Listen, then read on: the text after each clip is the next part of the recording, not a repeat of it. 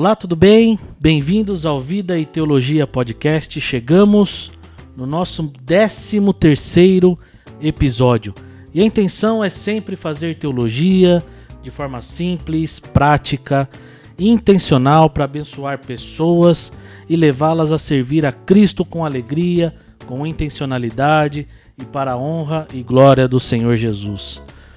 A pergunta de hoje é: por que as igrejas deveriam ter um ministério voltado para homens?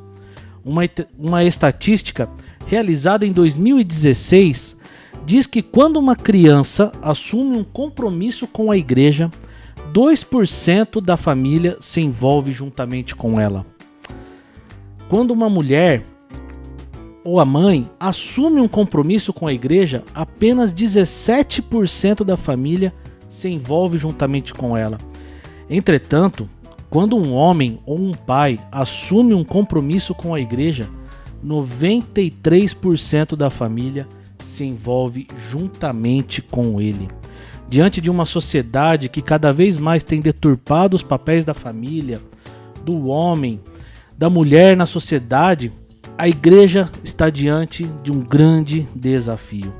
É muito importante para a igreja, para a família, para a sociedade e a nação que os homens assumam verdadeiramente o seu papel de líder, agindo e desencadeando um processo de desenvolvimento que fortalecerá os diversos segmentos da sociedade.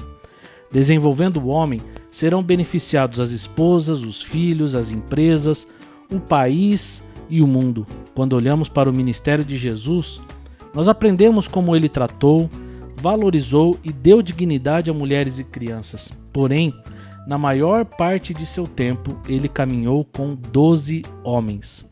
Hoje, as igrejas dedicam boa parte de seu tempo para o ministério com crianças, mulheres e jovens. Porém, ainda há pouco investimento quando o assunto é desenvolver um ministério voltado para homens.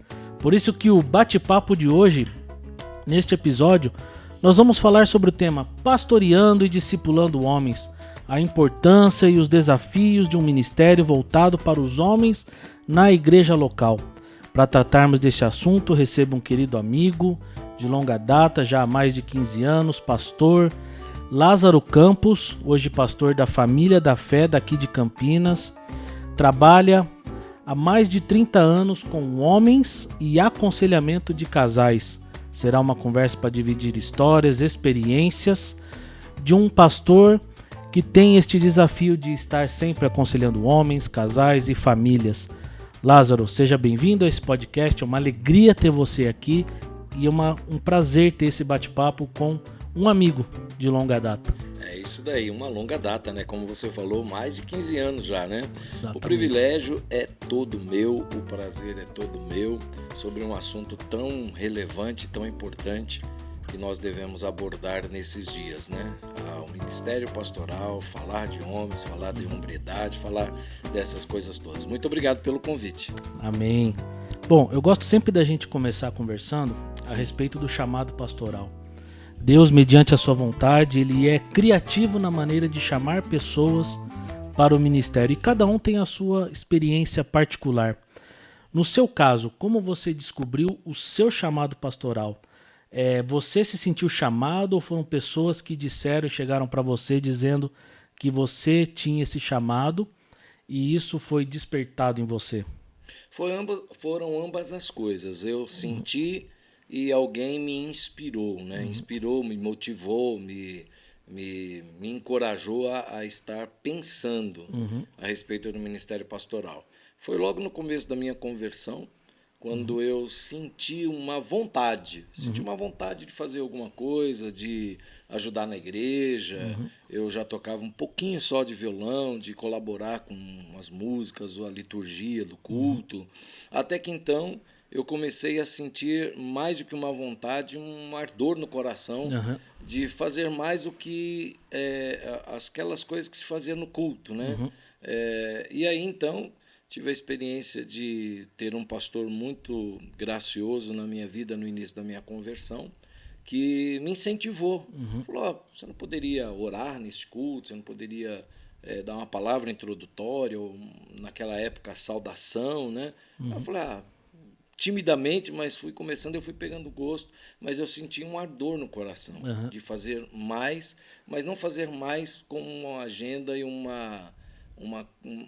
alguma coisa só na igreja, mas fazer pelas pessoas, ajudar pessoas, interessado na vida das pessoas, como elas estavam vivendo, seja profissionalmente, familiarmente, emocionalmente e tal. Então, desde cedo. Aí, então, tive o incentivo e o encorajamento de pastores amigos, de pastores que me pastoreavam à época. E aí, então, foi um despertar. Aí que eu me encontrei dentro dessa vocação. Eu entendo que vocação é uma voz interior que te coloca para uma ação, né? Por isso a palavra vocação. Voz que te coloca numa ação. E foi assim desde o começo, dos primeiros meses na minha conversão, na minha vida com Deus e no meu dia a dia, na agenda da igreja, nas coisas da igreja. E você foi sempre um pastor de igreja local, mas em alguns momentos você esteve focado mais em homens, mas principalmente casais. Sim. Foi algo planejado por você ou foi um chamado específico para a área de casais ou de homens? Ou foi por causa de uma demanda que você encontrou dentro da amplitude do ministério pastoral? Interessante essa pergunta, porque quando a gente vai ministrar casais, de vez em quando eu me lembro disso. Eu me lembro que não foi planejado. Enquanto pastor local, as pessoas procuravam, tanto a mim quanto a minha esposa, a pastora Regina, minha esposa, e aí então acontecia algo interessante. Apesar de jovens ainda, eu via as pessoas nos procurando e eu fui, obviamente, buscando conhecimento, lendo, buscando experiência com pastores mais experimentados, né? Buscando conhecimento como eles faziam, frequentando encontro de casais, frequentando encontro de homens, frequentando seminários, conferências. E isso foi dando para mim, agregando na minha vida material para poder falar. Não foi planejado, mas enquanto pastor de igreja local, havia uma demanda, né? As pessoas procuravam, e aí então, na medida que eu crescia, eu via também crescendo esse interesse. Até que um dia, quando eu tinha 3 meses de casado só, eu tive uma ideia, né? Foi ali que startou. Tive uma ideia, bom, eu sou casado tal, e eu estou vendo aqui jovens casados aqui, e eu acho que seria muito interessante fazer uma programação só para casados. Aí, obviamente, como eu era jovem, casado ainda, eu chamei uma outra pessoa para ministrar a igreja, ministrar os casais, e eu, inclusive. Então, eu sentei para ouvir, e a partir dali, quando eu ouvi e vi ministrando, eu falei, eu quero fazer isso. Eu quero ajudar casais. E isso também se deu por conta da minha própria experiência, né? Eu venho de uma família um pouco disfuncional e me casei com uma pastora, aliás, casei com uma pastora, não, casei com uma moça, que hoje é pastora, minha esposa, né? Mas que veio de uma família muito funcional, muito feliz e tal. E juntou as nossas duas histórias, eu falei assim, eu não vou repetir, obviamente, a história da minha família, mas eu quero proporcionar através da minha consciência, através da minha experiência, através daquilo que eu acredito na família, transmitir algo para as pessoas evitarem problemas, conflitos, situações constrangedoras, desgastantes, e que o casamento é a base para você avançar, prosperar e dar certo na vida. Legal. E mediante aquilo que as Escrituras ensinam, é claro que nós dois aqui acreditamos na família, como uma base que sustenta a sociedade, inclusive a nossa caminhada cristã. A gente vive num mundo em que a figura masculina, ao longo dos anos, ela tem sido deturpada por diversos movimentos dessa era que a gente chama de pós-modernidade. Por mais que seja estranho perguntar isso, como é que você entende que as Escrituras definem a figura do homem? E como você acredita na relevância que ele tem ainda hoje para a sociedade moderna? Olha, é muito interessante. Pós-modernidade, a figura masculina, né? E principalmente nos tempos atuais, ela tem sofrido muitas distorções, né?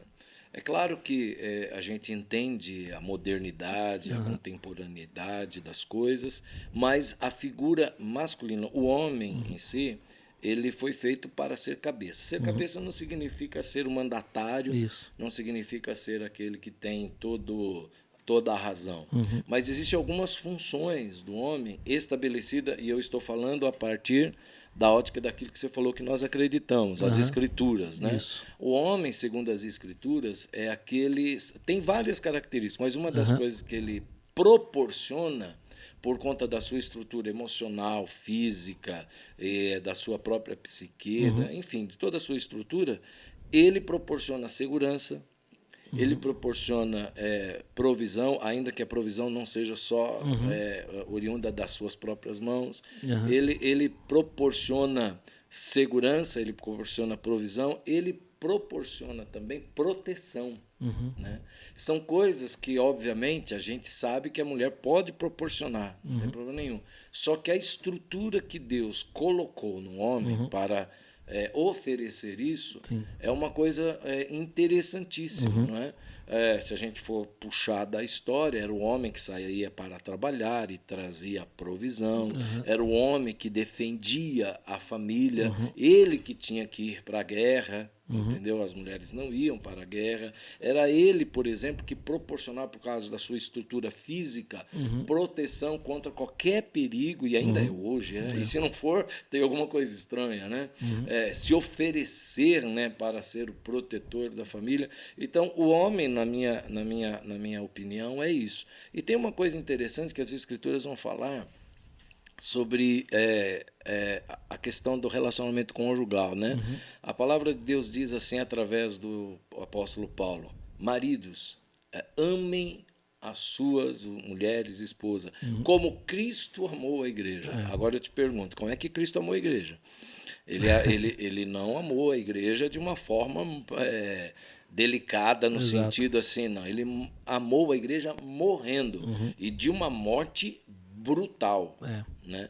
Aí ele fala para a mulher: respeite o marido. Respeitar é menos significativo do que amar? Não. Mas as Escrituras estão nos dando uma lição interessantíssima, que se for o caso de alguém ter que morrer em benefício da família, essa pessoa tem que ser um homem. Entendeu? Por quê? Porque a mulher, ela tem outras funções. E aí, nesse tempo, né, tão sinistro, né? Falando desse jeito, parece que eu estou falando que a mulher é insignificante, é diminuta, não tem o seu valor. Não é nada disso.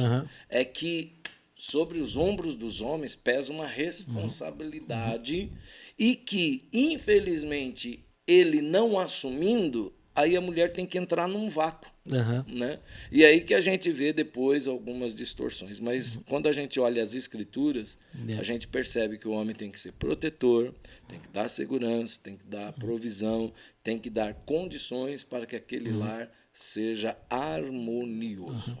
E dentro desse contexto que você está falando aí, principalmente naquilo que o apóstolo Paulo escreveu aos Efésios, onde o homem deve amar a sua esposa a tal ponto, da mesma forma que Cristo se entregou pela igreja. Sim.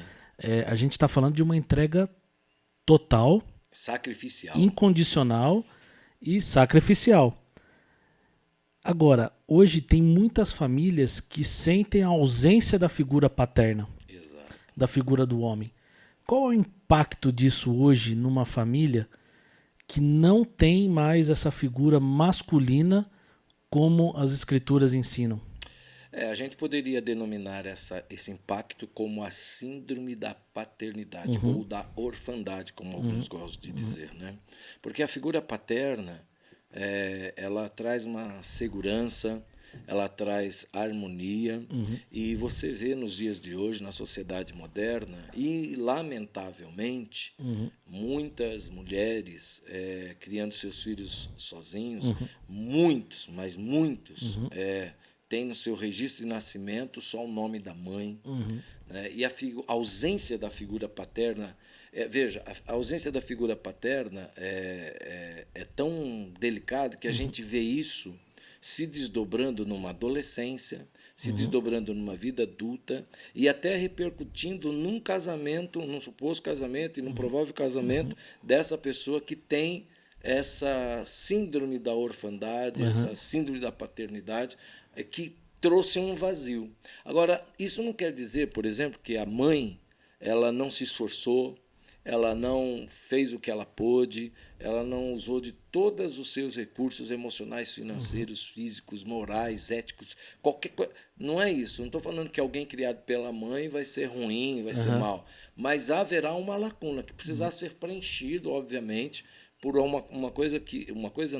por um ser que eu acredito que é o único que poderá preencher essa coluna, além da figura da mãe, do cuidado da mãe, do amor da mãe, da provisão da mãe e tudo mais, que é o poder do Espírito Santo na pessoa de Deus Pai.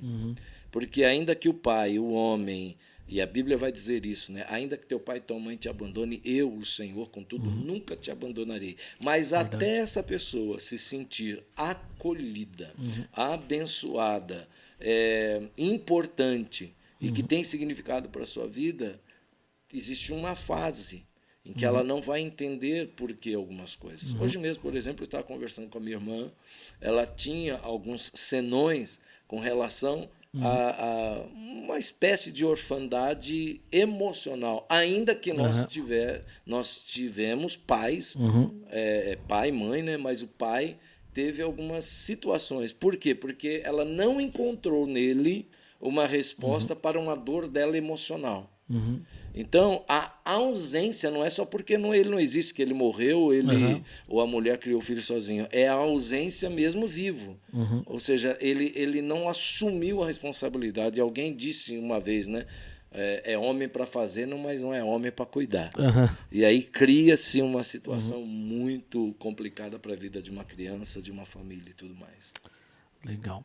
Bom, em algum momento do seu ministério você já fez alguma tentativa de desenvolver alguma coisa voltado para homens.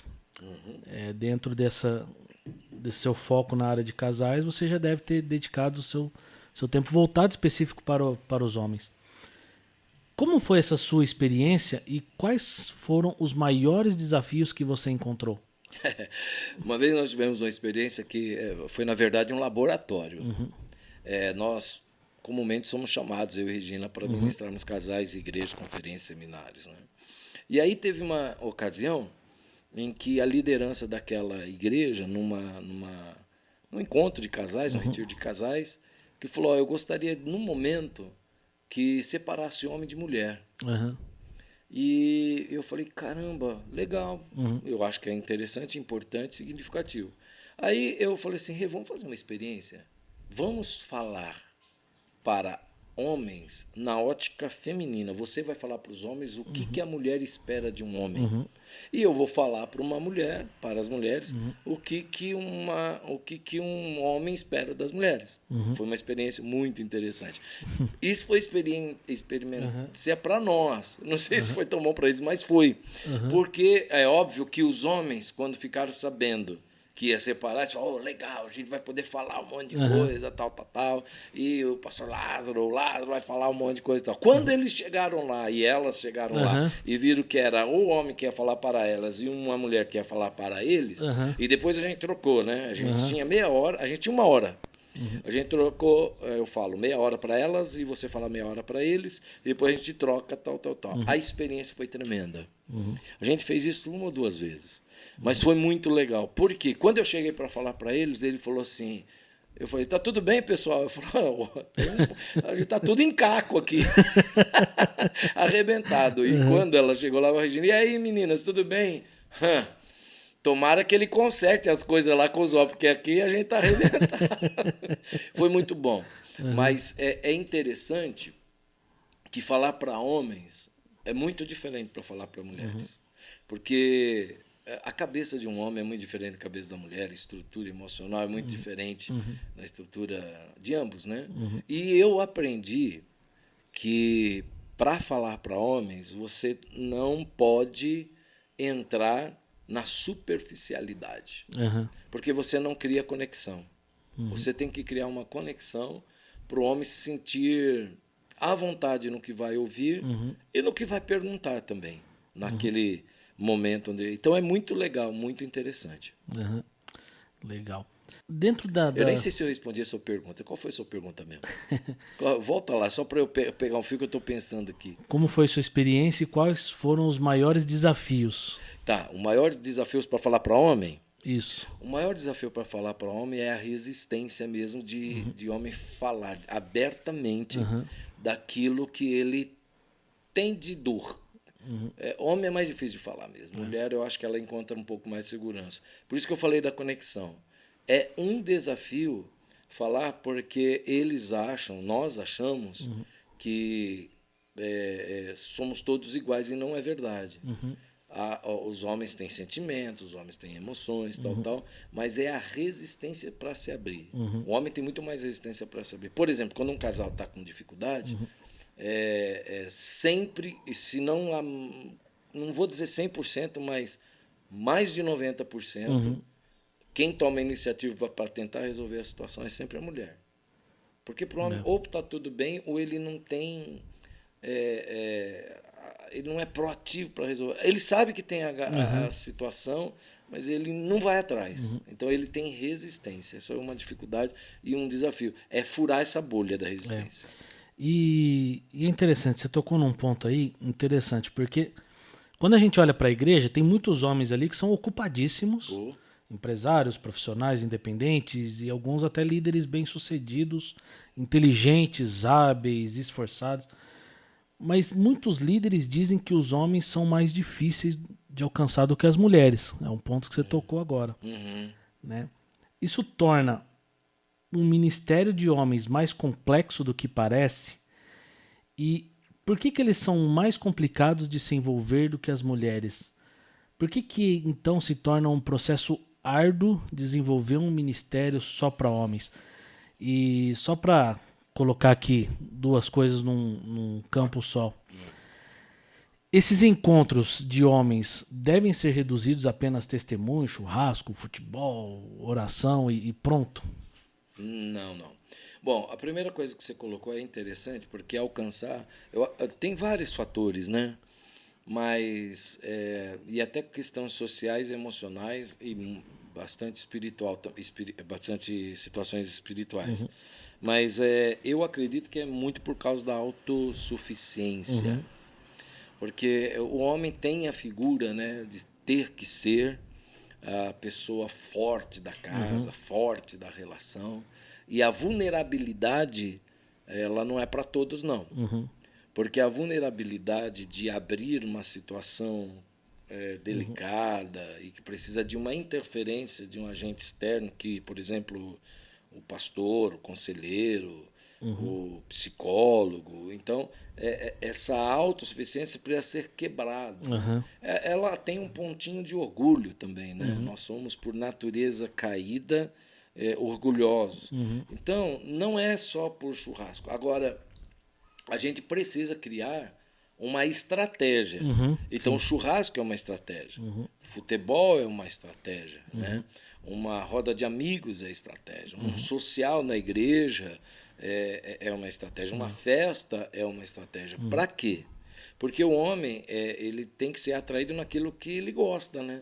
Ninguém é atraído por aquilo que não gosta, ligado? Vai criar resistência. Então, se por natureza ele tem alguma resistência, por natureza, impulso também, ele vai ser atraído por aquilo que é de interesse. Por isso que é importante, no meu entendimento, na igreja ter grupos de interesse. E mulheres, homens, crianças, adolescentes, casais, grupos de interesse. Que aí então a pessoa vai ser, obviamente, alcançada. Né? Mas é importante que dentro desse, por exemplo, do futebol, né? Eu já fiz jogo de futebol na igreja que eu pastoreei, de sexta-feira à noite, por exemplo. E eu gosto de me lembrar disso, né? Na época que eu era um bom jogador, eu não sou tanto mais, porque tem uns anos já que eu já fiz isso. A gente começava, era 11 horas da noite. E chegava em casa 2 horas da manhã, 3 horas de churrasco, futebol, tudo. E era interessantíssimo que entre os intervalos, e a gente nunca começava o jogo, por exemplo, o churrasco sem orar, e tinha convidados. e a gente falava para que estava ali, havia uma conduta ética de comportamento e tudo mais, mas é estratégico. Eu acredito que é uma boa estratégia a gente conseguir fazer isso. Uhum. Você tocou num ponto interessante, né? Porque homens têm dificuldade de se encontrar numa posição vulnerável, né? Ele tem dificuldade. Eu tenho. Por quê? Posso responder? Pode. Eu acredito que a vulnerabilidade masculina, ela se dá porque todo homem, eu penso assim, ele precisa de 3 coisas, que inclusive isso eu aprendi nos livros e tudo mais, estudando coisas importantes. 3 coisas: objetivo mútuo, respeito mútuo e ambiente seguro. Até ele identificar isso, nessa situação, ele se enxerga, antes de se abrir, vulnerável. Porque se ele não sentir que o ambiente é seguro, se ele não sentir que há respeito mútuo, se ele não sentir que há um objetivo mútuo, ele cai fora. Eu caio fora, você cai fora, qualquer um cai fora. Sai fora porque ele não vai se sentir seguro, entendeu? No começo da introdução ali, eu li um dado interessante, que foi de 2016, que quando um pai ou um homem assume um compromisso com a igreja, 93% da família se envolve junto com ele. É completamente ao contrário se você pensar na figura da criança e da mulher. Sim.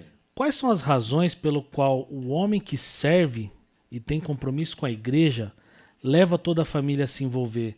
E geralmente, por que quando apenas a esposa é comprometida, nem sempre isso acontece com a família? Olha, no meu entendimento, eu não tenho uma resposta absoluta, né? Não existe uma verdade absoluta em relação a isso, mas ao meu entender, e até bem pouco tempo atrás, e até onde eu consigo enxergar na linha da história que pastoreei a igreja, as igrejas sempre foram formadas, na sua grande maioria, por mulheres. Hoje isso está mudando um pouco. Né? Por exemplo, na igreja que eu estou hoje frequentando, pastoreando, estou na equipe do pastor Josimar Fonseca na Família da Fé, ele é o pastor titular e presidente. Eu percebo, por estar envolvido muito nisso também de aconselhamento, estar fazendo uma leitura do público que ali estão conosco, eu percebo, a gente tem culto de homens, por exemplo, que a forma com que a gente está vivendo a sociedade, onde a figura masculina ela tem assuntos determinantes, quando ele decide, a família olha para ele porque ele muda de vida. Ele é transformado em seu caráter. E ele é transformado no seu comportamento. Então, uma mulher geralmente bem comportada, no sentido de uma figura que o homem respeita, os filhos respeitam, vai para a igreja, parece que ir à igreja para o homem, na figura feminina, faz parte do currículo dela, ela ser religiosa, né? Ela ser da fé. Parece que faz parte disso, porque é um estigma que talvez se colocaram. Agora, quando o homem há uma transformação. E isso chama muito mais atenção.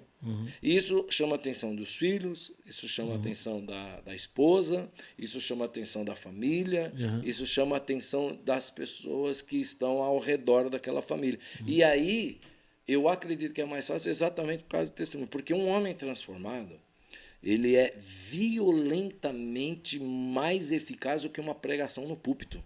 Muito mais eficaz. E eu já fiz essa experiência, eu já perguntei para a igreja em alguns momentos, quem aqui veio para a igreja ou veio para o evangelho através do testemunho de alguém? 70%, 80%, a maioria levanta a mão. Alguns, obviamente, são porque foram por conta própria à igreja. Mas o evangelismo pessoal, principalmente dos homens, agrega muito, traz muito mais adesão familiar, exatamente por causa da transformação dele. Se o camarada era, por exemplo, de sair para jogar todo final de semana, abandonar a família, volta embriagado, discute com a família, aí então ele se converte e as mudanças transformam-se, mas é quase que por obviedade, aquela família vai falar, o que aconteceu com você? Que transformação foi essa? É a mesma coisa, por exemplo, a pesquisa fala de de um índice menor de adesão de pessoas quando os filhos se convertem.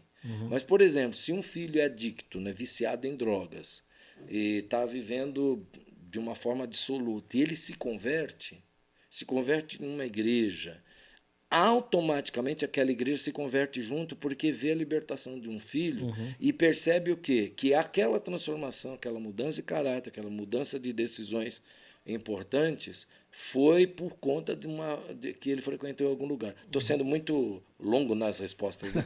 Não, tá ótimo.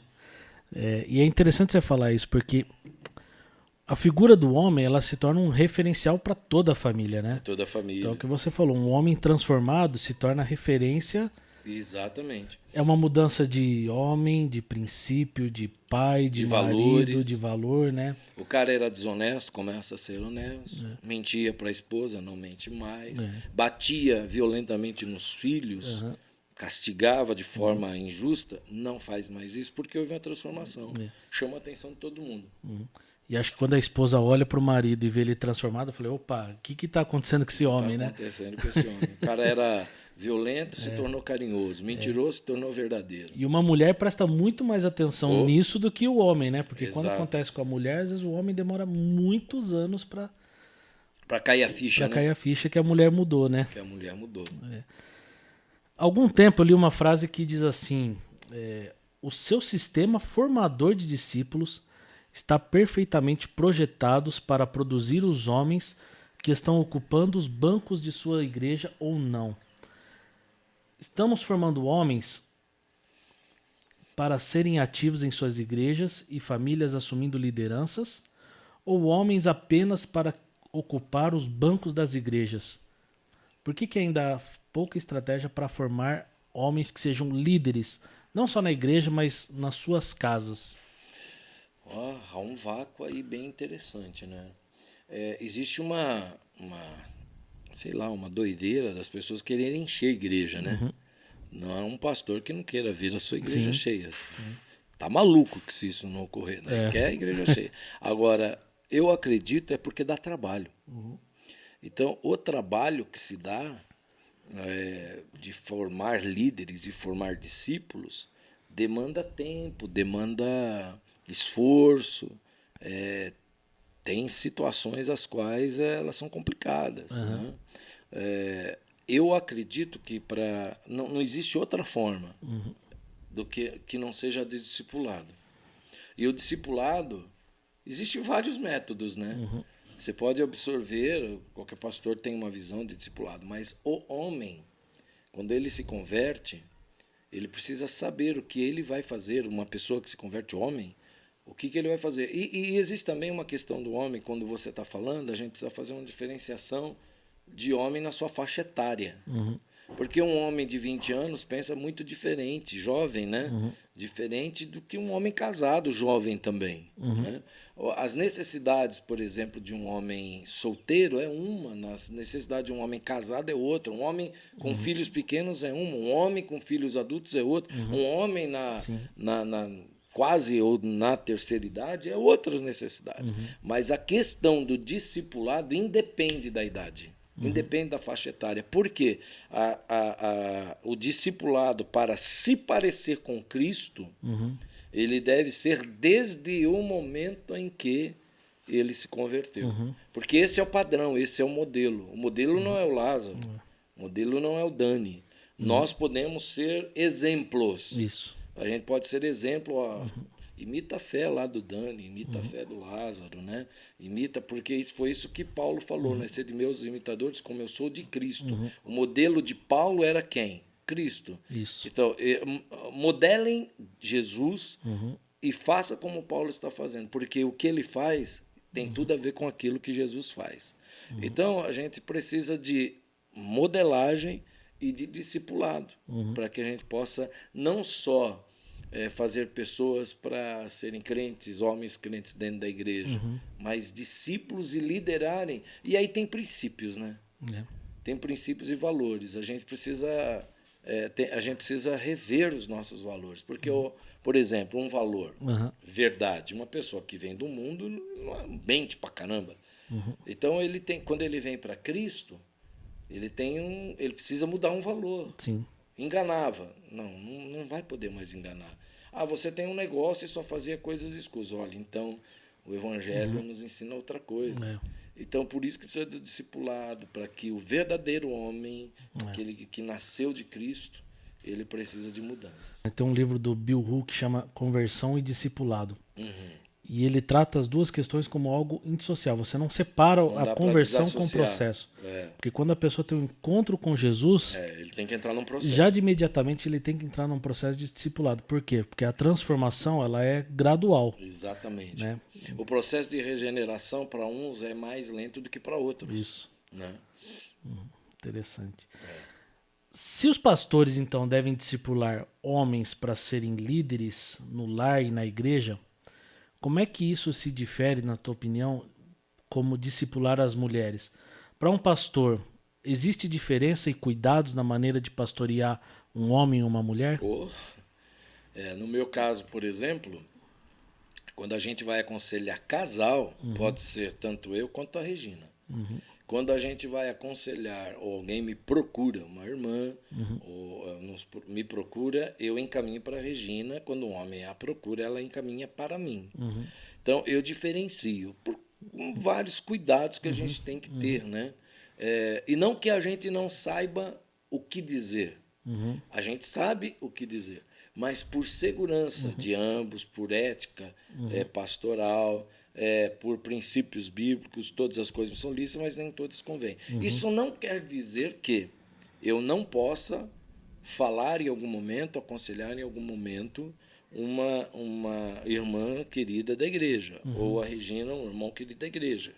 O que a gente não deve abrir precedente algum com relação à questão de aconselhamento. Agora tem que entender uma coisa. Aconselhamento é diferente de discipulado. Porque o discipulado, eu acredito assim, que mulher discipula mulher e homem discipula homem. Entende? Em alguns momentos, e até em culto, assim, eu já tive alguns momentos dentro da liturgia, falar, vamos fazer grupos de oração, mulher com mulher e homem com homem, entendeu? Solta um pouco a sua esposa aí, ela vai orar agora com outra mulher, dentro do culto mesmo, culto de dominical, tal, né? E que eu acho importante, não que isso seja ruim, um homem, irmãos, fazer uma roda ali, não é nada disso. Eu acho até muito legal, bacana, e a gente precisa praticar isso. Então, o discipulado, eu acredito que tem que ser mulher com mulher e homem com homem, né? E por exemplo, a gente atende casais, né? Como casal, tem um casal, um homem e uma mulher. Eu posso aconselhar os dois, ouvir os dois. Mas eu gosto, e a Regina também, dos dois ouvir os dois. E em alguns momentos a gente fala, olha, é melhor eu ouvir só ele e você ouvir só ela, tal, né? E aí a gente não consegue também discernir essa questão do que está havendo. Porque tem muito mais coisas atrás das palavras do que a gente possa imaginar. Sim. Né? Então, a gente tem alguns cuidados, algumas ferramentas, alguns aprendizados, por errar, por acertar, que ao longo dos anos aí nos ajudaram a ter. Né? O que um pastor precisa ter em mente quando discipula e aconselha homens? E qual a principal diferença no discipulado com homens e mulheres? É a natureza do homem, né? A natureza do homem ela é muito diferente da natureza da mulher, a cabeça e tudo mais, né? E quando eu penso assim em discipular homem, por exemplo, eu tenho pessoas as quais que não é intencional. Eu me aproximo mais com toque, com perguntas, com proximidade para saber como ele está. Eu tenho uma questão comigo, que é bem pessoal, de quando eu identifico alguém que eu percebo, isso é percepção, percebo que alguém não está bem, eu chego e pergunto, e aí, mano, como é que você está? Estou percebendo que você está triste, estou percebendo isso aí, eu insisto, tal. Eu não faço isso com uma pessoa do sexo feminino, ainda que eu possa perceber. Então, a diferença é o cuidado, a diferença é a ética, a diferença é, então o pastor não é pastor de todos, de homens e mulheres, sim, o é, mas quando você entra numa questão de discipulado, você precisa entender que é interessante as condições éticas, morais e espirituais. Né? E é óbvio que a gente precisa pastorear todos e todas, né? Mas existem algumas nuances que elas são comprometedoras e elas são interessantes e necessárias para que aquela pessoa seja edificada. É cuidado só, é zelo, entendi. não é nada demais. Entendi. A gente vive numa sociedade muito igualitária hoje. As mulheres têm muito mais espaço na sociedade do que algumas décadas recentes. Então a mulher hoje ela sai para trabalhar, ela tem posições altas dentro de algumas companhias e às vezes até mais altas do que os homens dentro da empresa. Alguns desafios, eu acredito que eles até se igualaram. Por exemplo, nas questões de mercado de trabalho, por mais que a mulher ainda tenha um desafio de ter algumas condições iguais a dos homens, mas muitos deles já se igualaram, já batem de frente um com o outro. Isso criou-se também alguns desafios dentro do casamento. Por exemplo, eu já vi casos de casais terem problemas porque a mulher passou a ganhar mais do que o homem. Né? Mas como é que... Eu não teria problema nenhum. Eu falei para minha mulher também, você pode ganhar dinheiro à vontade, tá tudo certo. Ganha dinheiro, leva a gente para a Europa. Isso. Tá tudo certo. Mas, diante do ensino bíblico, daquilo que ensina de homens e mulheres, como é que esses desafios fundamentam o seu trabalho pastoral? Olha, coisa interessantíssima. Existe uma palavra para isso hoje. E a palavra é empoderamento. Empoderamento da mulher, né? O feminino. Por que a mulher necessitou se empoderar? Por que a sociedade precisou, os homens precisaram ceder? Porque havia um vácuo. Né? Havia um vácuo. E é interessante porque havia um vácuo da figura masculina que não era preenchido. Então, obviamente, por exemplo, vamos supor aqui, uma mulher que ficou grávida e o cara não quis casar e não quis assumir. O que ela vai fazer? Ela vai ter que ir para a briga, vai ter que sustentar o filho. E isso eu acho uma injustiça tremenda. Por isso que eu aconselho as mulheres, não, você tem que ir atrás do seu direito. O camarada tem que pagar pensão e tudo mais. Agora, veja, apesar da mulher ter se empoderado, conquistado espaço no mundo corporativo, no mundo eclesiástico, na sociedade, ainda a mulher é muito discriminada. Por exemplo, o feminicídio no mundo, e principalmente no Brasil, é causa por conta de uma situação onde a mulher se encontra num momento e numa situação vulnerável. E aí a gente percebe uma outra coisa, não só a questão do feminicídio. No mundo corporativo, uma mesma função e o mesmo cargo, a maioria das vezes a mulher está ganhando cerca de 20%, 30% menos. E aí vem a questão que você citou aí, por conta de quê? Por conta, por exemplo, de licença maternidade, por conta de situações as quais podem afastá-la do trabalho, questões de saúde e tudo mais, mas em pé de igualdade intelectual, acadêmico, as mulheres avançaram muito. Inclusive, a minha filha hoje, ela me mostrou um negócio muito interessante sobre figuras femininas, mulheres que descobriram coisas incríveis na física, na química, na astrologia, até na Covid aí, que tivemos aí recentemente, que a vacina foi descoberta, a melhor eficácia dela por uma mulher e tantas outras coisas. Agora, existe uma questão em relação a isso que lamentavelmente no Brasil acontece, que é o dito machismo, né? Por melhor que elas façam, não fazem mais do que obrigação, e por melhor que elas façam, e mais ainda que elas façam, elas não serão valorizadas como se deve. Então, existe uma série de coisas aí que a gente poderia abordar com relação a essa pergunta, né? Você acredita que isso acontece por uma demanda da sociedade atual ou porque o homem deixou de exercer o seu papel? Uau, que pergunta, hein? Olha, todo o excesso é por causa de falta de alguma coisa. E quando você quer ocupar um espaço por conta de uma falta de alguma coisa. Eu acho que são as duas coisas, viu? A demanda da sociedade modernizando porque quer fazer algumas coisas que eu acho que são de direito mesmo, né? Mas eu acho que é uma lacuna que foi jogada. Agora veja uma coisa, né?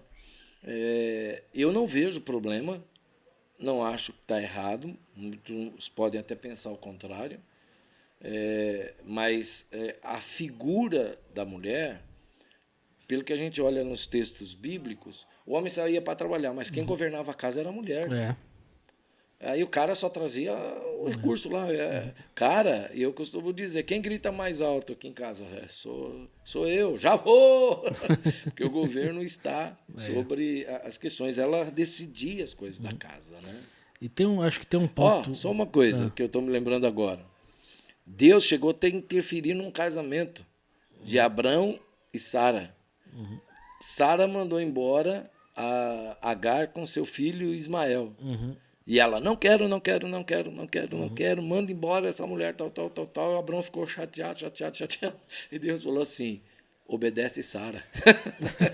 Obedece Sara porque eu tenho um plano para esse teu filho também. Fica calmo, tranquilo lá. E ele fez o que... E olha só, Deus teve que obedecer a Deus, aliás... Abraão teve que obedecer a Deus porque ele não estava muito propenso a fazer o que Sara queria. Mas ela está certa, Abraão, deixa ela fazer, é isso aí mesmo.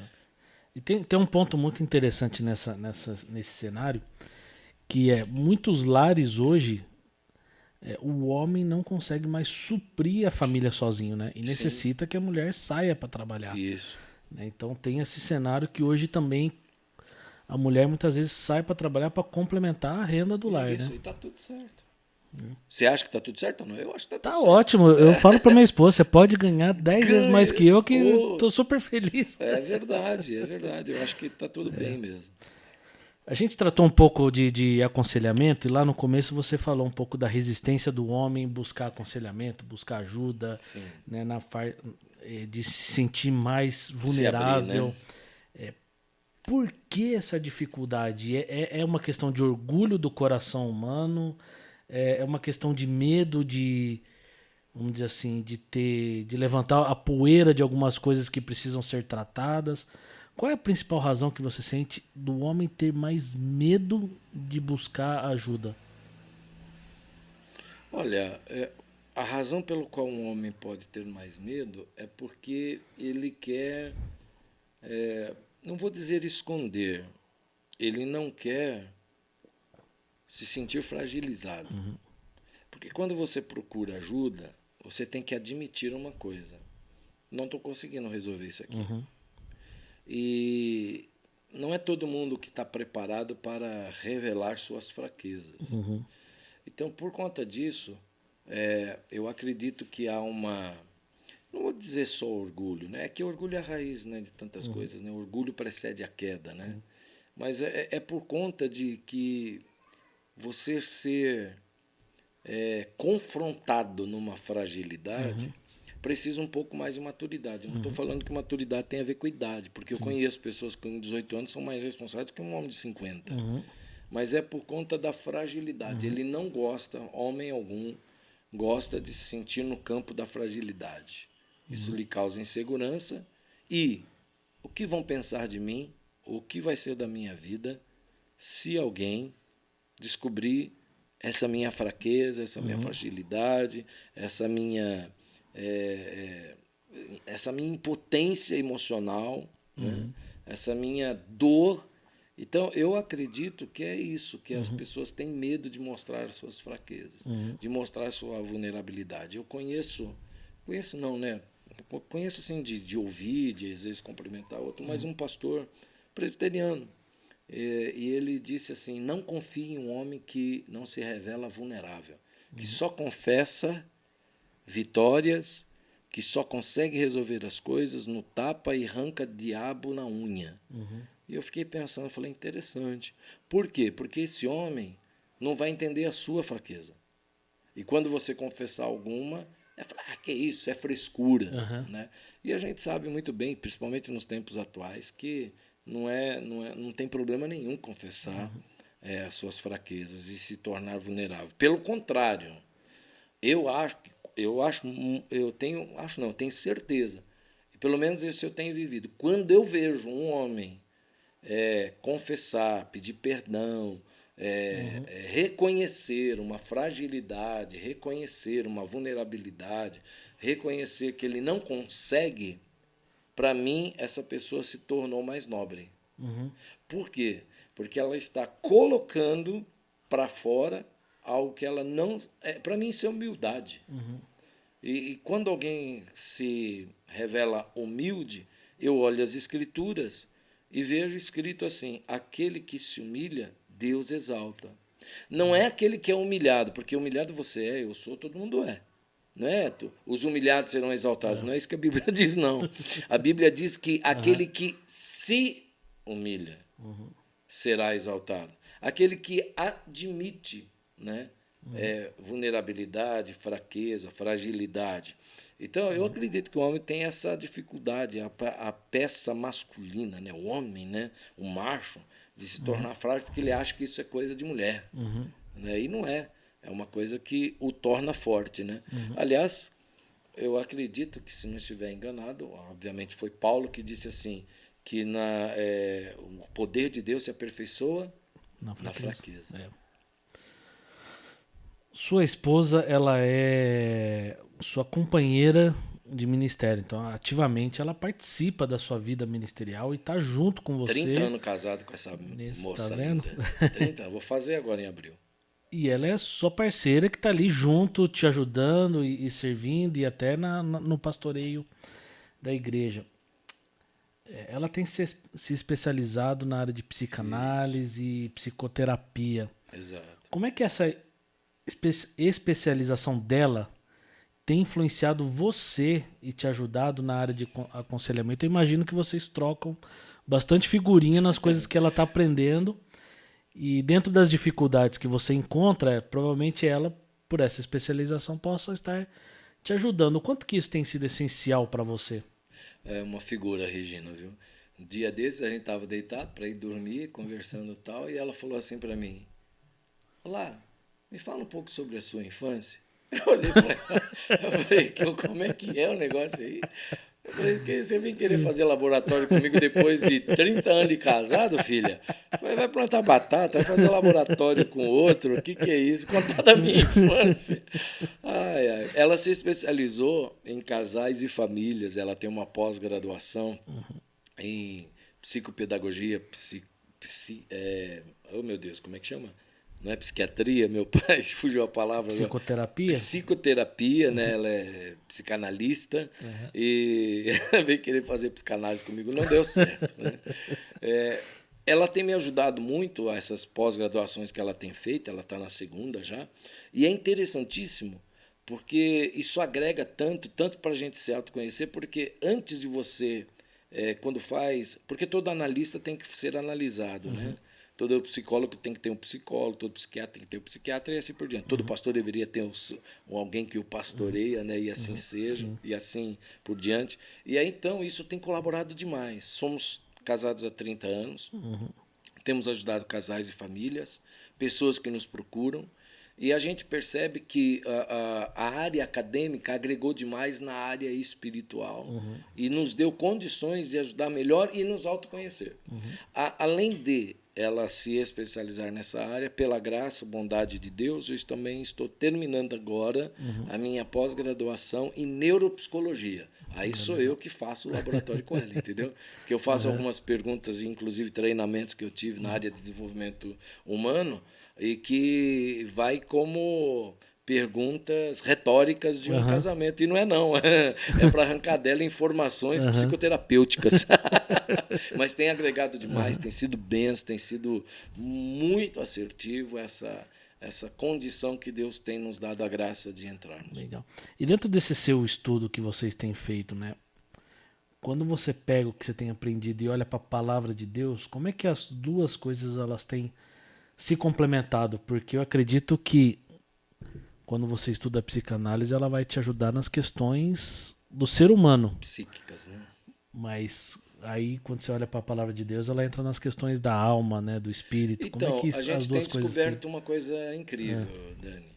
Na verdade, tudo que a gente tem estudado de Freud, de qualquer outro psicanalista, doutor psiquiatra, na área de desenvolvimento humano, porque para mim essa área de desenvolvimento humano, o que acontece? A área de desenvolvimento humano, seja ela qual for, ela, na verdade, consciente ou inconsciente, extraiu verdades, princípios, valores, desenvolvimento, conhecimento, intelectualidade, crescimento, rompimento, qualquer que for a área, das escrituras. Não é, para mim, incoerente e incongruente. Pelo contrário, quando eu vejo algumas coisas desta área, da psicanálise, da psicologia, da neuropsicologia, que é a área que eu estou, da área, inclusive, de uma área de coach, por exemplo, a gente olha para isso e fala, mas Jesus já falou sobre isso. Mas Deus já falou sobre isso. A Bíblia já está dizendo lá que naquilo que você pensar, nisso você pode se tornar. Então, aquilo que imagina na sua alma, assim o é. Então, quando você vai estudar a alma humana sem o viés religioso, você vai encontrar princípios que você olha para a Bíblia e fala, opa, já estava escrito aqui. E aí, então, é uma coisa maravilhosa. Por quê? Porque agrega. Então, aí você pode e eu podemos dizer assim, a Bíblia tinha e tem toda a razão. Legal.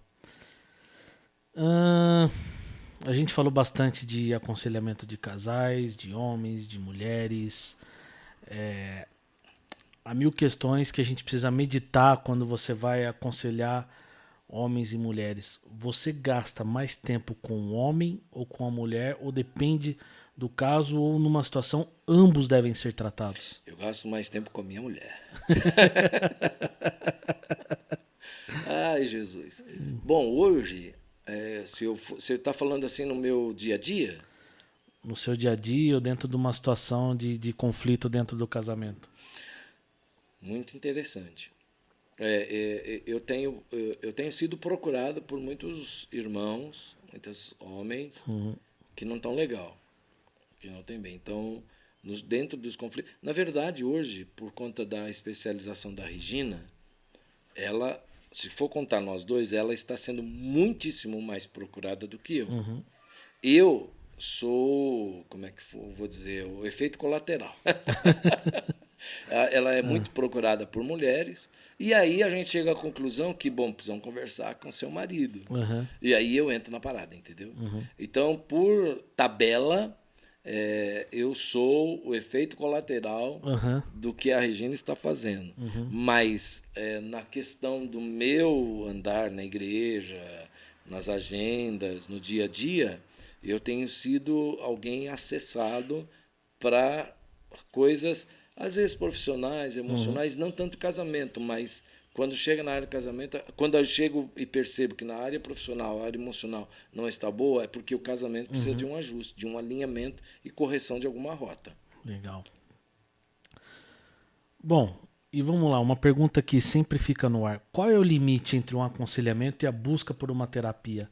Até quando você deve manter o aconselhamento? E existem situações que sai do âmbito pastoral e vai para um psicólogo? Sim. E esse cara, esse profissional, ele deve ser cristão? Muito bem, são duas coisas, né? A diferença entre aconselhamento e terapia. Vamos começar por aí. Aconselhamento, você pode se dar ao luxo de dar a sua opinião e a sua visão bíblica sobre o caso que está sendo tratado. Então você fala, você expõe, você pode até dizer, esta não é a melhor decisão e esta não é uma rota bíblica, não é a melhor decisão que você vai tomar porque as escrituras dizem isso. Isso é o aconselhamento.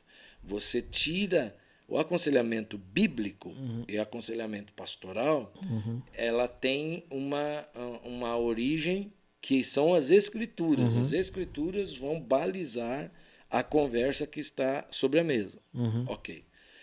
Isso é aconselhamento. Terapia é quando o aconselhamento e a pessoa está na condição, o aconselhado, né? O aconselhado ou aconselhando? Aconselhando, né? Quando essa pessoa que está recebendo essa orientação, você percebe, e isso é importante para o conselheiro, você percebe que passou de uma simples orientação e é algo patológico. Não é mais só uma questão de uma correção de rota, para de fazer e está tudo resolvido. Não. Virou comportamental, virou viciante, virou uma situação que ele não consegue se livrar com facilidade. Então, aí ele precisa de uma terapia. O que é terapia? A terapia, a gente entende pela condição que ela oferece, ela é cura pela fala. Não pela audição, não é pelo que você ouve, é pelo que você fala. Para quê? Para que você traga da inconsciência para a consciência e de que aquela situação precisa de uma solução pessoal. Então, a diferença é quem está recebendo a terapia, né, ele está sendo autorresponsabilizado pelas decisões que ele precisa tomar e ele mesmo chega a essa conclusão. O terapeuta não pode dizer para ele o que ele tem que fazer. Ele pode sugerir caminhos através de perguntas, de reflexões, para ele mesmo falar, opa, peraí, é verdade isso. Por que você se comporta como você se comporta? Por que você sente raiva do jeito que você sente raiva? Por que você está sempre voltando para esse assunto? Por que você sempre volta naquele assunto que já aconteceu há 10 anos? Por que você fala que não perdoa? Porque sempre que a gente está conversando alguma coisa, você sempre cita tal pessoa. Então, ele começa a ser consciente de alguma coisa e ele tem que tomar a decisão a respeito daquele determinado assunto. Agora, a segunda parte dessa pergunta, qual que era mesmo? Isso é terapia e aconselhamento. A segunda parte é quando a gente deve levar uma situação para um profissional, que é o psicólogo, que você já respondeu, mas esse psicólogo, ele deve ser mandatoriamente um cristão? Muito interessante. Olha só que interessante, porque se eu vou num cardiologista, né, eu vou lá e ele é autoridade nessa área, e eu não pergunto para ele se ele é cristão ou não é cristão. Ele vai me medicar, ele vai me examinar, ele vai me colocar numa máquina para ser examinado, e ele, pelos conhecimentos e autoridade que tem no assunto, ele vai me ajudar naquilo. Agora, quando você trata de alma, e quando você trata de valores morais, éticos e espirituais, a coisa muda. Por que muda? Porque eu, por exemplo, posso ser tratado por alguém que tem nessa área, né, desenvolvimento humano, na área da psicologia, na área de terapia, por alguém que tem valores absolutamente diferentes do meu. Então, alguém, eu acredito que um profissional um profissional sério, né, não vá pedir ou falar ou receitar, apesar que no receituário é só médico mesmo, né? Não vai falar para fazer coisas esdrúxulas, mas pode fazer coisas contrárias aos meus valores. Então, se eu sou cristão, não quer dizer que isso tem que ser absolutamente radical, ipsis literis, tem que ser cristão, mas tem que ser pessoas de valores. Então, por exemplo, eu vou passar por uma terapia com um psicólogo, por exemplo, que acha que não valoriza casamento. Você não está gostando da sua mulher? Sai. Por que você não experimenta? Não vou experimentar, apesar de eu achar que um psicólogo sério não vai falar isso. Mas um psicólogo cristão ou um terapeuta cristão vai pegar como base as questões acadêmicas, científicas e bíblicas. Ele tem algo a mais, entendeu? Balizado e paralelizado, essa palavra estranha, paralelizado, né? Em paralelo com os princípios bíblicos, conhecimentos acadêmicos, para me dar uma melhor condição de restauração, de recomeço, de ressignificado, de valores aos quais eu não estou enxergando. Uma vez eu fui conversar com uma psicóloga, e não faz muito tempo, que eu estava numa crise de decisão, e eu falei com ela, ela era cristã, eu falei para ela assim, o problema, doutora, é que eu sou pastor. Ela falou, eu sou especializada em pastores. Eu falei, meu Deus! Eu falei, só tem muito clientes. Ela, mais do que você imagina. Aquilo me deu uma segurança tão grande.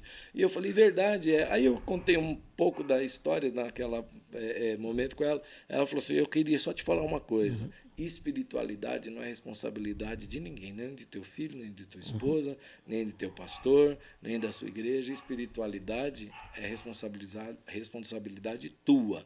E tudo que acontece ao seu redor que você não é responsável, você não tem muito a ver com aquilo, você tem a ver com a tua espiritualidade. Aí ela me fez a pergunta: como é que está seu devocional? Como é que está a sua leitura bíblica? Como é que está a sua oração? Como é que está o seu temor a Deus? Eu falei: calma, para, está encerrada a sessão. Já entendi tudo, quanto que é a consulta.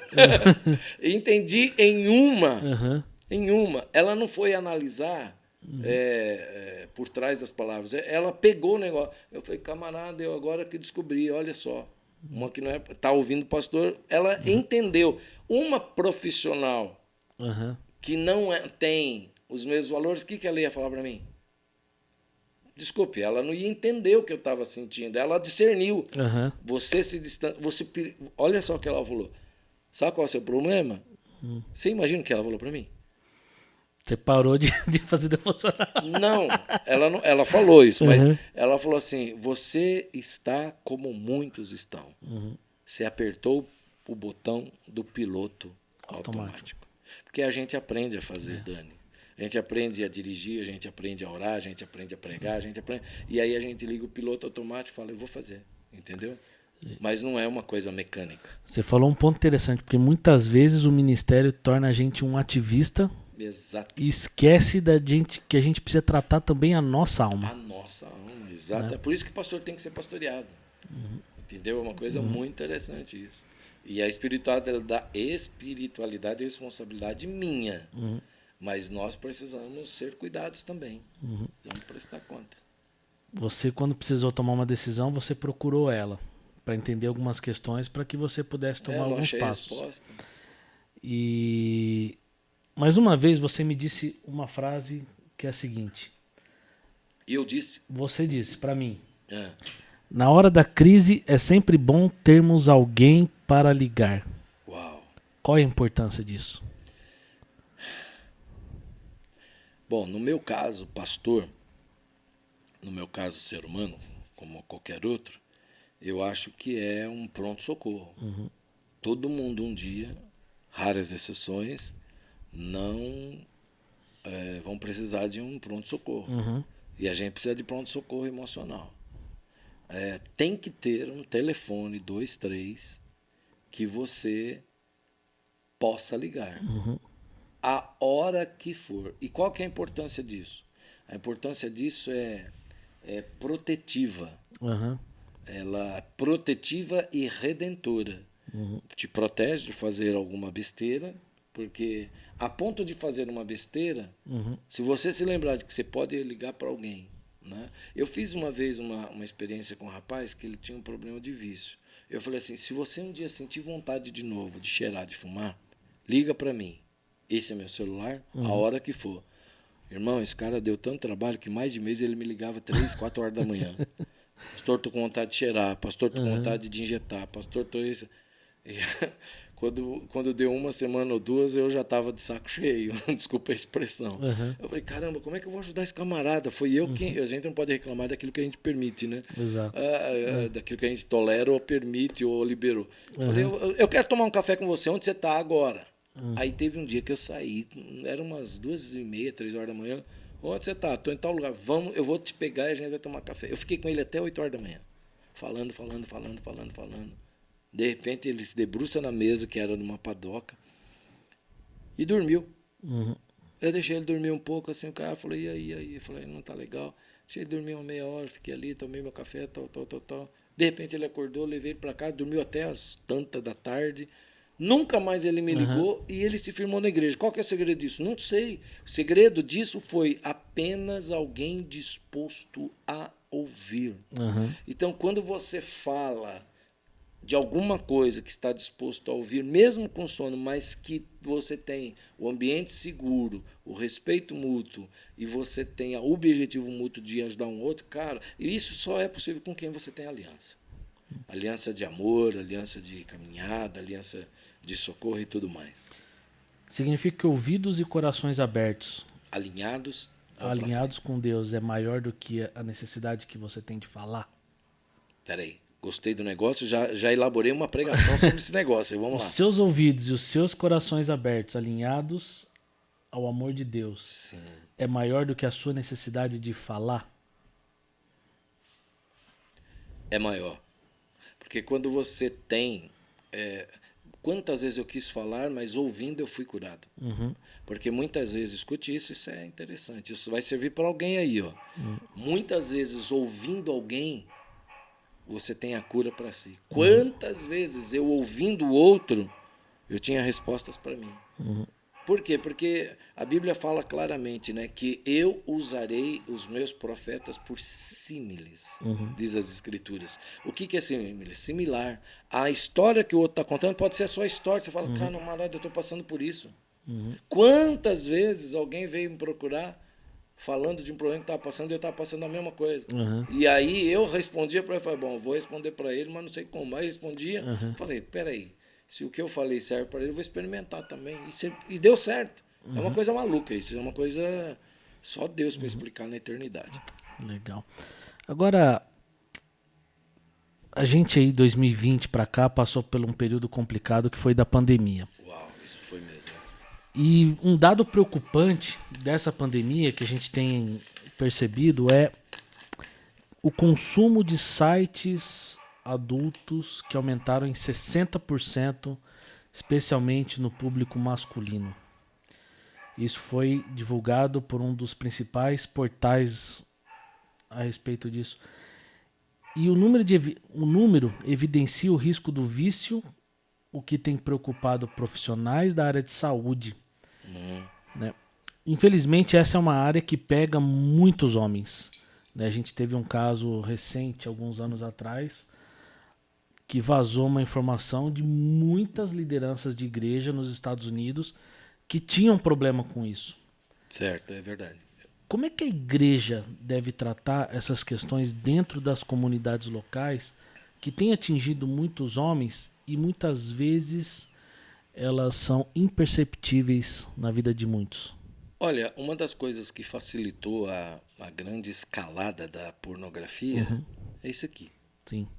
Isso aqui está na mão de meninos de 8 anos, de 10 anos, e está liberado os gigabytes aqui para ele navegar como quer. Alguns pais, eles não colocam monitoramento. Você sabe muito bem, você é da área da tecnologia, que dá para colocar restrições. Agora, o público adulto, deixa eu lhe dizer uma coisa, eu não sei se tem faixa etária nessa pesquisa, mas não é só público adulto, não. A programação, né, o conteúdo adulto, sim, de pornografia, né? Mas o público que está consumindo isso aqui vai de crianças até terceira idade, quarta idade quase. Porque da facilidade disso. Quando eu era menino, 15, 18 anos, a pornografia que se conhecia é aquela que estava na banca de jornal. Ficava no fundo ainda escondido. Ficava no fundo escondido nas videolocadoras. E era um negócio que se fazia meio às escondidas. Hoje não. Hoje é óbvio que se faz escondido, né? Mas é muito. A facilidade foi enormemente o causador desse índice que se multiplicou. Agora, veja bem, isso é viciante. E tudo que teu olho vê, ele vicia e cria um caminho neural no seu cérebro. Para se desfazer disso, você precisa criar um outro caminho neural. Então, muita gente não... Isso não é só para pornografia, é qualquer vício. O vício criou um caminho neural. Para você mudar isso, você precisa criar outros hábitos para trazer novos caminhos neurais e para você fazer a libertação. Libertação de vícios não é só resolvido com uma oração e uma unção na testa. Não é. Você precisa, muitos deles, de tratamento de choque, de consciência, de verdade, de situações que podem e devem. Isso tem causado a separação de casais. Né? Casais jovens, né? Que estão acessando isso tudo. Né? Então, é muito complicado, porque a Covid, o isolamento, na verdade, aumentou por conta do que não ter o que fazer. E, inclusive, você deve saber que aumentou até o índice de divórcio. Aumentou bastante. Mas é por quê? Porque alguma coisa já estava escondida. Porque ninguém viciou na Covid, já estava viciado. Só que teve mais tempo, mais acesso e mais condições. E menos o que fazer. E aí, então, obviamente, a demanda aumenta. E aí eu te pergunto, é um problema novo ou é um problema que estava escondido? Um casamento que estava se desfazendo, se desfez na Covid, era um problema oculto ou é um problema novo? Na verdade, quando eu olho isso, eu vejo que as demandas da sociedade, elas separam os casais no seu dia a dia. E quando elas não tiveram o que fazer, elas E se ficar encontraram junto? dentro do mesmo ambiente. Aí E muitos bombou. desses casais, pô, eu não conheço mais minha esposa, não. Quem é você? Aí, veja, um cara que saía tipo 6 horas, 7 horas da manhã, voltava só 5, 6, 7 da noite. Passava o dia inteiro fora. Ficava algumas horas conversando, ia dormir, no outro dia a mesma coisa, rotina, final de semana, tá. Agora tem que ficar junto toda hora. Os filhos dentro de casa. A escola sendo assistida como a gente está fazendo aqui para quem podia. Então, veja, a convivência de um ser que você pensa que conhecia começa a bombar, começa a pipocar os problemas que já existiam, só que eles estavam adormecidos. Então, a pornografia, o divórcio, os vícios, eles só se tornaram mais latentes.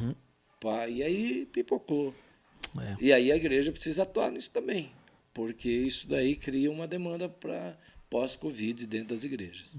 Se teu olho te faz pecar, você arranca ele fora. É verdade. Como é que você arranca isso num ambiente totalmente 100% informatizado? Amigo, tem que ter disciplina, tem que ter decisão e não negociar. Não dá para negociar. Não dá para negociar.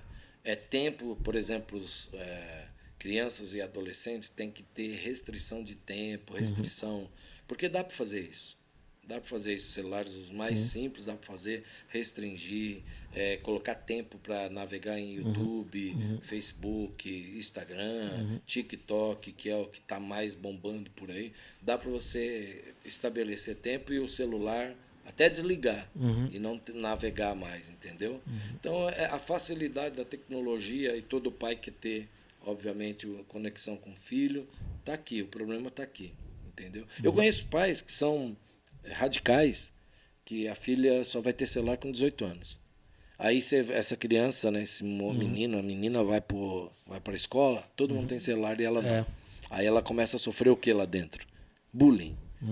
Teu pai é radical, não sei o que, não sei o que lá. Se ela não tiver uma boa estrutura, princípios, valores, estiver conectada poderosamente com a sua família, ela vai ser vencida pela primeira batalha.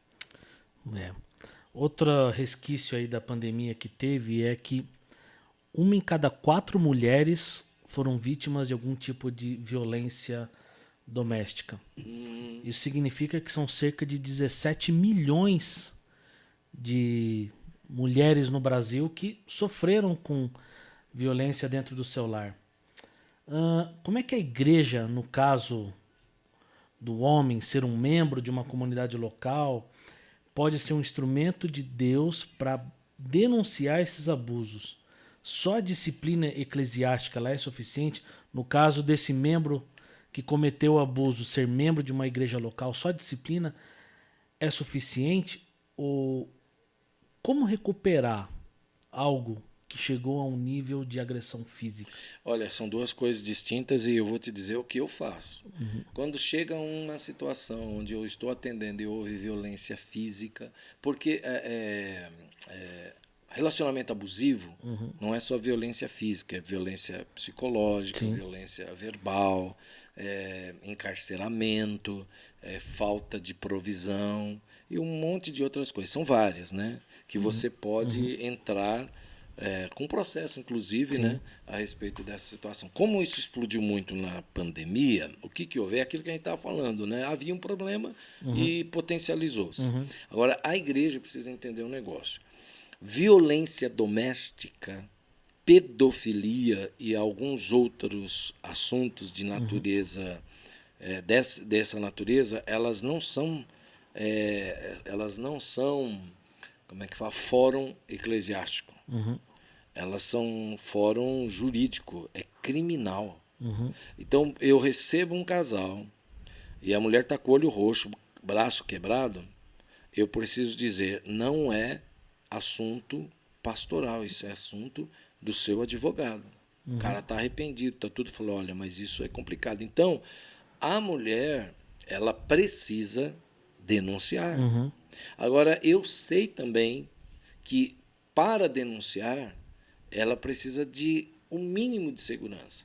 Ela, às vezes, não tem segurança financeira, ela não tem segurança física, ela não tem segurança familiar e ela fica acuada, vendida numa situação. Mas é um assunto que nós não podemos misturar. Por quê? Porque é previsto em lei que, se eu conheço uma pessoa que está praticando, por exemplo, pedofilia ou violência doméstica, e eu sei e não denuncio, eu posso ser implicado. Digamos que eu, em aconselhamento, estou sabendo numa situação de pedofilia, de violência doméstica, e chega ao extremo de óbito, de internação. E nos relatórios, a polícia acaba sabendo de alguns relatórios de aconselhamento que eu posso ser chamado de ser intimado. E aí a minha responsabilidade enquanto pastor tem limites, porque eu não informei. Eu não sei se você mora num condomínio, né? Não tem lá uma placa. Eu morava num apartamento há pouco tempo atrás, que tem uma placa lá para você ligar para um telefone se você ouvir gritos de violência e perceber em apartamentos que você mora no condomínio, algum indício de que está havendo pedofilia ou violência doméstica.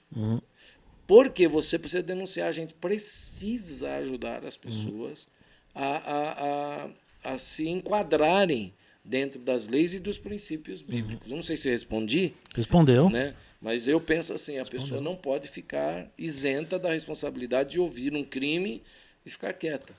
Resumindo, uma agressão, um abuso físico é polícia. É polícia. Não é caso eclesiástico, não. Vou dizer um negócio aqui que pode ser que muitas pessoas que vão ouvir aqui não vão concordar. Mas eu sou veementemente contra qualquer que seja a linhagem religiosa e espiritual que diz assim, casou, aguenta. Eu tenho uma filha. Se o camarada bater nela, irmão do céu, eu vou me segurar para não sair da cruz, porque pela cruz estou salvo. Mas, meu irmão, como é que é esse negócio que casou, aguenta? A pessoa tem... Porque alguns justificam a separação dos corpos e dissolução de casamento, a não ser por conta de adultério. Mas isso aí é uma outra coisa, né? Mas, por exemplo, já se quebrou uma aliança, já se quebrou uma confiança. Como é que você vai colocar em risco ou deixar em risco uma mulher, em casos muito raros um homem, mas no caso da mulher, né, que está sendo vítima de um relacionamento abusivo e chegar até a morte e falar para ela assim, e tem autoridades eclesiásticas que falam, não, casou, suporta, ou seja, fica apanhando aí. Mas porque não é filha dele, que não é filha dessa pessoa. Então, absolutamente, Deus não tem nada a ver com isso. É uma opinião pessoal e, na minha opinião, muito equivocada. Não dá. Eu cheguei a aconselhar uma vez, eu era muito novo no ministério, a minha primeira igreja. Tinha uma mulher... ela era filha de uma senhora da igreja que ela era zeladora da igreja. Ela era bem assim, sisuda, bem senhora de si. Várias vezes o marido chegou e metia o pau nela. Mas batia. Ela trabalhava de noite, chegava de manhã, batia. Ela estava pronta para matá-lo assim que ele acordasse. Eu falei assim, vai embora de casa, porque é melhor você separada do que você presa, filha. Foi o primeiro conselho que eu falei nessa área. Imagina onde ela vai ser. Eu falei, vai acontecer uma desgraça aí. Ou ele te mata ou você mata ele, filha. Separa, depois conversa. Quem sabe a gente consegue ajudar ele a largar o vício e tudo mais. Não sei o que aconteceu depois, porque eu não tive mais acesso, mas é complicado. Você precisa ter consciência, né? Bom, de uma maneira rápida e resumida. Vamos lá. Você trabalha há anos com casais. Então, como homens podem ser instrumentos do Senhor em seus casamentos? Como homem pode ser o quê? Instrumentos de Deus em seus casamentos. Só pode ser um instrumento de Deus quem nascer de novo. Eu sei que há pessoas de bom caráter, pessoas que são bons homens, pessoas que têm princípios e valores, mas se não nascer de novo, ou seja, deixar a velha natureza e se guiar pelos princípios das Escrituras, fica duvidoso um homem ser alguém em quem haverá total confiança. Então, nos dias de hoje, um homem de valor é um homem que respeita a família, é um homem que traz para o colo dele a responsabilidade de ser o facilitador para a família, de ser aquele que traz segurança, confiança, não só por causa de dinheiro e provisão, mas alguém em quem a pessoa é uma pessoa agradável, uma pessoa abençoadora e uma pessoa que teme a Deus. Amém. Essa pergunta tem um endereço de sangue para você. Veio diretamente do seu filho. Eita, veio do meu filho? Exatamente. É meu filho que está fazendo essa pergunta que você vai fazer agora? Exatamente. Jesus, posso orar? Mas acho que você vai tirar de letra. Na sua opinião, quais são as maiores dificuldades no aconselhamento pastoral de homens?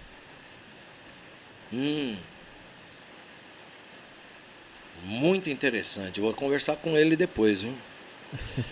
Cara, a maior dificuldade é extrair a verdade das verdades.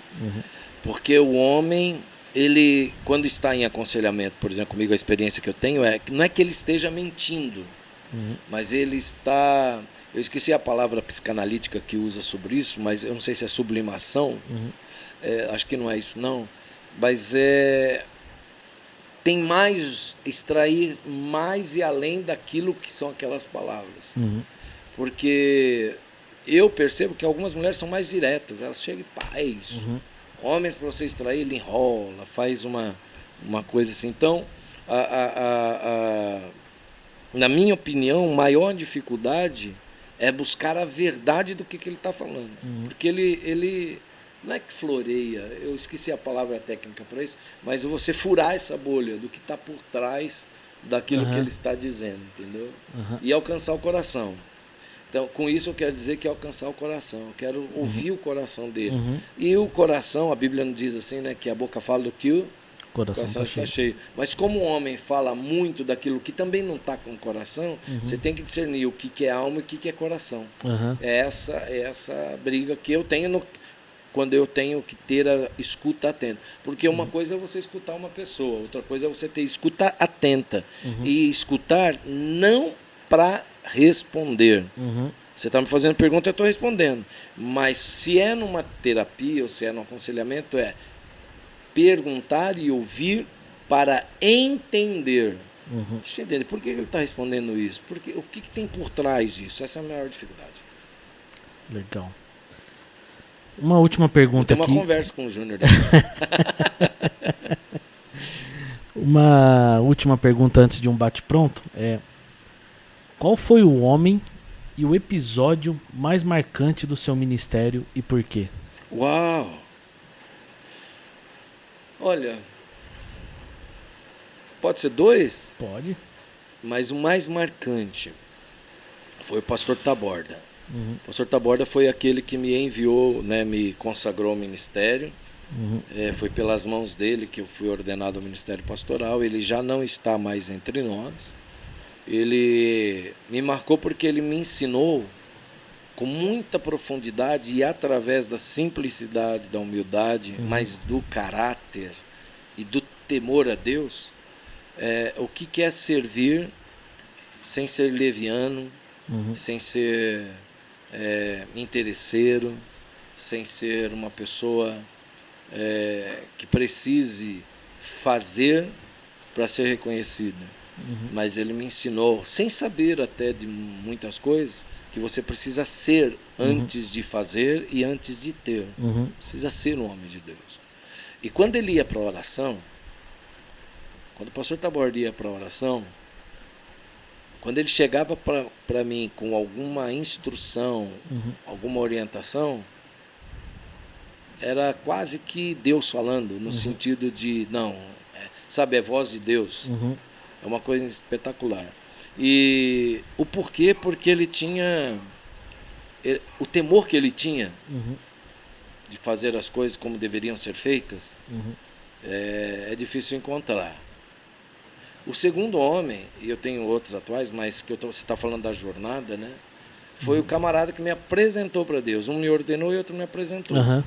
Que eu reencontrei no dia... Reencontrei assim, né? Ele esteve em casa. Tá? Encontrei na época da minha conversão. Que eu me converti na igreja que a mãe dele era membro, no Paraná.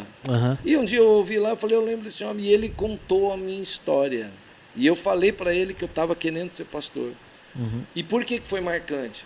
Porque ele foi determinante para chegar ao ministério pastoral. Me orientou onde e como começar.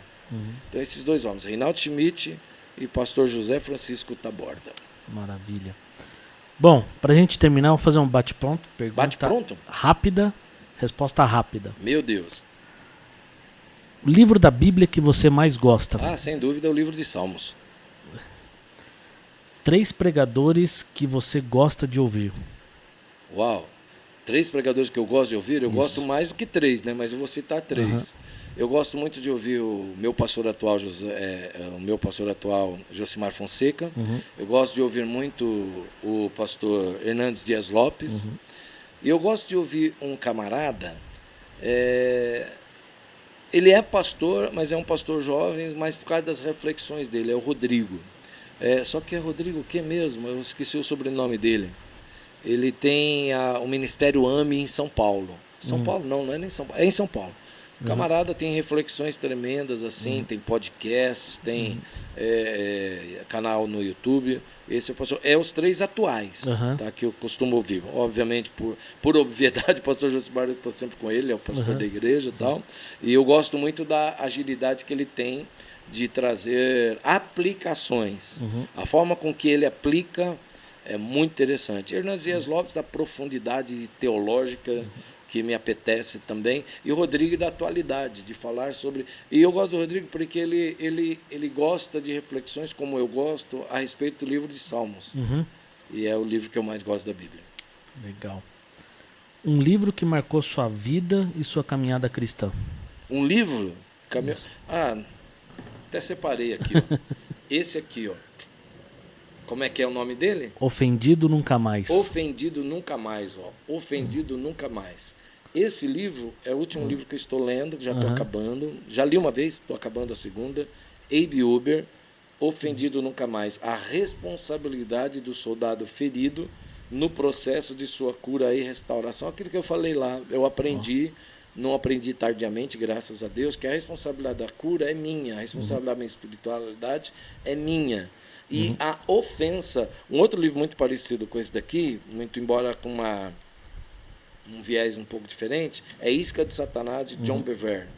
Ele é um livro que todo crente, todo pastor deveria ler, Isca de Satanás. E Ofendido Nunca Mais. Por quê? Porque a ofensa é algo que paralisa, é algo que rouba e é algo que desvia a gente do nosso foco, do nosso propósito, do nosso chamado, da nossa vocação. Um pastor ofendido, um pastor ferido, ele vai ferir, ele vai ofender. Então é necessário a gente entender que ofendido nunca mais. E A.B. Uber dispensa, né, apresentações, pelo menos daqueles que têm um certo conhecimento do mundo eclesiástico. Legal. Quem você tem como a sua principal referência pastoral? Quem eu tenho como a minha principal referência pastoral? Puxa vida, hein? Minha principal referência pastoral? Cara, eu volto a trazer o nome do pastor José Francisco Taborda. Pastor Taborda. Legal. Qual a sua maior motivação no ministério pastoral? A minha maior motivação no ministério pastoral é ver pessoas sendo restauradas, retomando o seu significado como pessoa, como filho de Deus, como filha de Deus. Essa é a minha principal motivação, de perceber que pessoas podem mudar pelo poder do Evangelho. Maravilha. O que você diria para aqueles que desejam trabalhar com homens na igreja local? Comece ontem. Comece agora. E não precisa começar grande. Começar a trabalhar com homens pode ser com um irmão, um amigo, um parente, uma pessoa que você saiba que está precisando de conversar. Então, comece ontem. Tem alguém do teu lado que está sangrando, que está dolorido, que está precisando. Ah, pastor, eu também estou. Então, junte-se vocês dois e comece a conversar de forma para curar um ao outro. Mas eu diria, comece ontem. E não precisa começar grande e não precisa ser pastor para fazer isso. Você pode trabalhar com homens e começar a trabalhar com pessoas através de um amigo. Puxa, eu conheço. Hoje mesmo conversei com um. Eu mando muitas vezes numa lista de... Como é que chama aquela lista do WhatsApp mesmo? Transmissão. Lista de transmissão. E eu tenho um grupo só de homens. Eu tenho um grupo só de homens que eu mando mensagem. E um deles eu não coloquei na lista. Eu mandei na lista de transmissão, mas depois me veio à mente. Essa pessoa, eu falei, como é que você está? Estive orando por você. E aquele problema? Quando você abre um caminho de conversa a respeito de uma dor que o outro está sentindo, isso se chama rapport. Isso se chama identificação com a dor do outro. Você traz a pessoa para si e aí ela se abre, ela começa a falar. Falou, pastor, foi muito oportuno o senhor ter falado isso agora. Então, se abra, em vez de contar só suas dores, que você deve ter e precisa ter alguém para fazer isso, mas se abra também para perguntar como é que o outro está. Uma simples pergunta pode abrir uma janela enorme de uma restauração que você nem imaginava e você mesmo ser usado para curar e levar a restauração para alguém. Então comece ontem, comece do jeito que der, comece lendo livros, comece perguntando para um amigo como é que ele vai e tente ajudar intencionalmente essa pessoa. E vai dar certo, você vai ver. Maravilha. Uma pergunta final. Final, a última. O que é Cristo para você? Cristo é aquele que perdoou os meus pecados. Cristo é aquele que me fez pensar de novo que vale a pena acreditar num Deus que pega alguém do nada, pega alguém esquecido por muitos e talvez até por todos, e, como diz as Escrituras, né, tirou de trás das malhadas, da boiada, da manada, e faz assentar com os príncipes da terra. Quando eu penso em Cristo, eu penso e me relembro de quem eu era e quem eu sou. Não sou ainda quem eu deveria ser, mas já não sou mais quem eu fui. Então eu percebo que não é mérito meu, mas percebo que Cristo está me fazendo o homem melhor que eu já fui. Amém. E eu sou grato a Ele todos os dias. E apesar de mim mesmo, Ele continua acreditando em mim. Amém. Que bom. Obrigado. Eu que agradeço. Pelo bate-papo. Eu que agradeço. Pela conversa. Eu creio que eu tenho certeza que vai abençoar muitas pessoas. Amém. Aqueles que assistirem até o final vão ser desafiados na área de ajudar no pastoreio, no aconselhamento de homens. Mas eu creio que principalmente que pessoas podem ter um encontro com Cristo.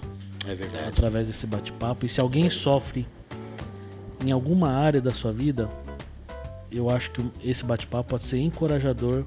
É verdade. Para que pessoas possam buscar, pedir ajuda, para que suas vidas sejam inteiramente transformadas, restauradas e que eles possam desfrutar da boa, agradável e perfeita vontade de Deus. Amém. Glória a Deus por isso. Obrigado pelo privilégio. Eu que agradeço. Foi um prazer enorme, viu? E que aconteça outras vezes e Deus abençoe seu ministério. Amém. Esses podcasts têm acompanhado muitos deles. Amém. Coisas tremendas têm acontecido e muito edificantes. Parabéns pela iniciativa. Amém. E pelo projeto, pelo ministério. Amém. E em breve estaremos aqui em 4. Você, Regina, eu e a Larisa. Oh, meu Deus. Vamos falar sobre casais. Ah, eu vou amar. E aí a coisa vai pegar. Se prepare aí. Olha, vai ser demais, hein? Maravilha. Bom, ao som da chuva que vocês podem estar ouvindo aí, por aí. Em meio a este podcast, gostaria de agradecer você que ouviu todo esse conteúdo até aqui. Se você gostou, deixa o seu like, comenta, se inscreve no canal, clica no sininho. Isso é importante para que tudo aquilo que nós estamos produzindo seja relevante a mais e mais pessoas. A intenção é sempre levar a mensagem de Cristo, daquele que transforma as nossas vidas, para mais e mais pessoas. Então você, fazendo simplesmente esses pequenos atos, pode ajudar na propagação da mensagem do Evangelho. Muito obrigado, que Deus te abençoe. Amém. E até o próximo podcast, se assim o Senhor permitir. Um grande abraço e até a próxima. Até a próxima.